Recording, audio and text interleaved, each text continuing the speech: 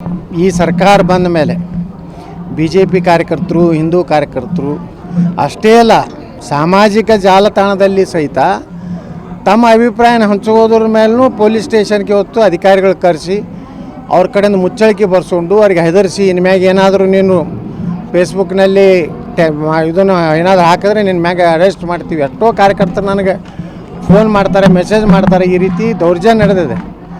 ಈ ದೌರ್ಜನ್ಯ ಇನ್ನೂ ನಾವು ತಡ್ಕೋದಿಲ್ಲ.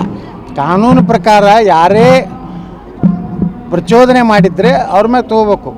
ನಮ್ಮ ಅಭಿಪ್ರಾಯ ಹೇಳುವಂಥ ಸ್ವಾತಂತ್ರ್ಯ ಸುಪ್ರೀಂ ಕೋರ್ಟ್ ಹೇಳಿದೆ. ಯಾವುದೇ ವ್ಯಕ್ತಿ ಏನೋ ಒಂದು ಅಭಿಪ್ರಾಯ ಕೊಡುವಂಥದ್ದು ಅವನ ಅಧಿಕಾರ ಇದೆ, ವಾಕ್ ಸ್ವಾತಂತ್ರ್ಯ ಇದೆ. ಅದನ್ನು ಇವತ್ತು ಕರ್ನಾಟಕದಲ್ಲಿ ಒಂದು ರೀತಿ ಅಘೋಷಿತವಾದಂಥ ತುರ್ತು ಪರಿಸ್ಥಿತಿ ನಿರ್ಮಾಣ ಆಗುವಂಥ ರೀತಿಯಲ್ಲಿ BJP ಕಾರ್ಯಕರ್ತರು, ಹಿಂದೂ ಕಾರ್ಯಕರ್ತರ ಮೇಲೆ ಸತತವಾಗಿ ದಾಳಿ ಆಗ್ತಾಯಿದೆ. ಇದೇ ರೀತಿ ಮುಂದುವರೆದರೆ ಈ ರಾಜ್ಯದಲ್ಲಿ ಅರಾಜಕತೆ ಆಗ್ತದೆ. ಅದಕ್ಕೆ ನಾನು ಸರ್ಕಾರಕ್ಕೆ ಎಚ್ಚರಿಕೆ ಕೊಡ್ಲಿಕ್ಕೆ ಬಯಸ್ತಾ ಇದ್ದೀನಿ. ಯಾವುದೇ ಅಭಿವ್ಯಕ್ತ ಸ್ವಾತಂತ್ರ್ಯವನ್ನು ತಡೆಯುವಂಥ ಅಧಿಕಾರ ಇಲ್ಲ. ನೀವು ಇನ್ಮೇಲೆ ಪೊಲೀಸ್ ಸ್ಟೇಷನ್ ಕರೆಸಿ ಅವ್ರ ಕಡೆ ಮುಚ್ಚಳಿಕೆ ಬರ್ಕೊಂಡು ಮಾಡಿದ್ರೆ, ನಾನು ಹೇಳಿದ್ದೇನೆ, ಇನ್ನು ಕೆಲವೇ ದಿವಸದಲ್ಲಿ ಬೆಂಗಳೂರಿನಲ್ಲಿ ಒಂದು ಕಚೇರಿ ಮಾಡೋರೋದೇನು, ಎಲ್ಲೆಲ್ಲಿ ನಮ್ಮ ಕಾರ್ಯಕರ್ತರ ಮೇಲೆ, ಹಿಂದೂ ಕಾರ್ಯಕರ್ತರ ಮೇಲೆ ಅವ್ರಿಗೆಲ್ಲ ಕಾನೂನಿನ ಸಲಹೆಯೆಲ್ಲ, ಕಾನೂನಿನ ಎಲ್ಲ ಜಿಲ್ಲೆಯಲ್ಲಿ ಒಂದು ವಕೀಲರದ ಒಂದು ನಾವು ಟೀಮ್ ಮಾಡ್ತೀವಿ.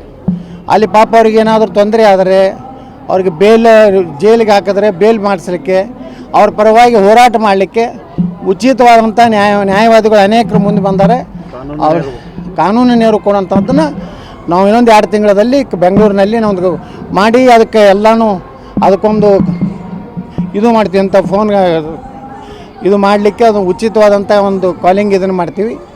ಎಲ್ಲೆಲ್ಲಿ ಯಾವ ಜಿಲ್ಲೆಯಲ್ಲಿ ಬೀದರ್ದಲ್ಲಿ ಆಯ್ತಂದ್ರೆ ಬೀದರ್ದಾಗ ಯಾರು ನಮ್ಮ ಕಾನೂನಿನ ಏನು ನಮ್ಮ ವಕೀಲರು ಅದಾರ ಅವ್ರ ಸಹಾಯ ತೊಗೊಂಡು ಉಚಿತವಾಗಿ ಸೇವೆ ಮಾಡುವಂಥದ್ದನ್ನು ನಾವು ಮಾಡಬೇಕಾಗಿದೆ. ಯಾಕಂದರೆ ನಮ್ಮ ಕಾರ್ಯಕರ್ತರು ಭಾಳಷ್ಟು ಇವತ್ತು ಒಂದು ರೀತಿ ಭಯಭೀತರದಾರೆ.